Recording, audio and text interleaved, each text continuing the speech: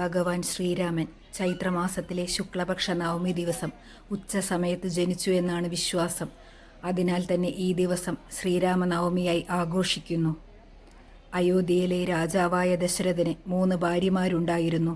കൗസല്യ, കൈകേയി, സുമിത്ര എന്നിവർ.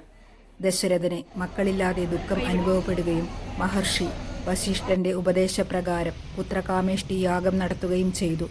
യാഗശേഷം അഗ്നിദേവൻ ദിവ്യപായസം നൽകുകയും രാജാവത് ഭാര്യമാർക്ക് പങ്കുവയ്ക്കുകയും ചെയ്തു.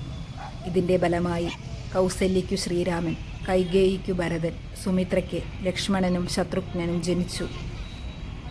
ശ്രീരാമനവമി ഇന്ത്യയിൽ വിവിധ ക്ഷേത്രങ്ങളിൽ ഭക്തിപൂർവ്വം ആഘോഷിക്കുന്നു. കേരളത്തിൽ പ്രധാനമായി ഈ ആഘോഷം നടക്കുന്നത് പ്രശസ്ത ക്ഷേത്രമായ പൂങ്കുന്നം സീതാരാമസ്വാമി ക്ഷേത്രത്തിലാണ്. കേരളത്തിലെ തൃശ്ശൂർ നഗരത്തിലെ പുഷ്പഗിരി അഗ്രഹാരത്തിൽ സ്ഥിതി ചെയ്യുന്ന ഒരു പ്രസിദ്ധ ക്ഷേത്രമാണിത്. ഈ ക്ഷേത്രത്തിൽ ശ്രീരാമനും സീതാദേവിയും ഒരേ പീഠത്തിൽ പ്രതിഷ്ഠിച്ചിരിക്കുന്നതിനാലാണ് പ്രത്യേകത പുലർത്തുന്നത്. ഈ ക്ഷേത്രം 1895 ജൂൺ 13 TR രാമചന്ദ്രയ്യരുടെ നേതൃത്വത്തിൽ സ്ഥാപിതമായതായി രേഖകളിൽ കാണപ്പെടുന്നു. ശ്രീ വടക്കുനാഥ ക്ഷേത്രത്തിന് വടക്കു പടിഞ്ഞാറായി സ്ഥിതി ചെയ്യുന്ന ഈ ക്ഷേത്രം തൃശ്ശൂർ നഗരത്തിൻ്റെ ആധ്യാത്മിക പൈതൃകത്തിൻ്റെ ഭാഗമാണ്. ഇവിടെ പ്രധാന ശ്രീകോവിലിൽ പടിഞ്ഞാറോട്ട് ദർശനമായി ശ്രീരാമനെയും സീതാദേവിയെയും പ്രതിഷ്ഠിച്ചിരിക്കുന്നു.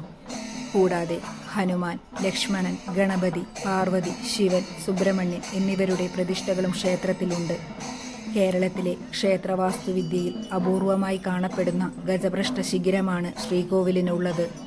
കേരളത്തിലെ സ്വർണ്ണരഥമുള്ള ക്ഷേത്രം എന്ന നിലയിൽ പ്രസിദ്ധമാണ് ഈ ക്ഷേത്രം. തമിഴ്നാട്ടിലെ ക്ഷേത്രങ്ങളോട് സമാനമായ രീതിയിലുള്ള പൂജകളും ആചാരങ്ങളും കൊണ്ട് വ്യത്യസ്തമായ ഈ ക്ഷേത്രത്തിലെ വസന്തോത്സവം, രാമനവമി ആഘോഷങ്ങൾ ശ്രദ്ധേയമാണ്.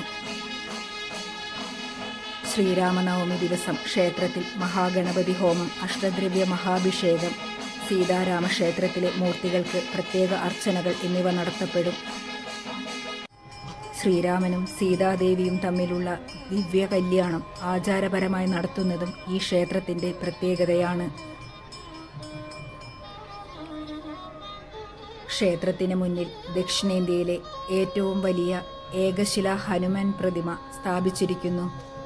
ആന്ധ്രാപ്രദേശിലെ അള്ളഗദ്ദയിൽ നിന്ന് 750 കിലോമീറ്റർ ദൂരം യാത്ര ചെയ്തു കൊണ്ടുവന്ന ഈ 35 അടി ഉയരമുള്ള പ്രതിമ ക്ഷേത്രത്തിന് പ്രത്യേക ആകർഷണം നൽകുന്നു. ഈ പ്രതിമ ഇന്ത്യൻ പ്രധാനമന്ത്രി നരേന്ദ്രമോദി 2023 ഏപ്രിൽ 25 അനാച്ഛാദനം ചെയ്തു.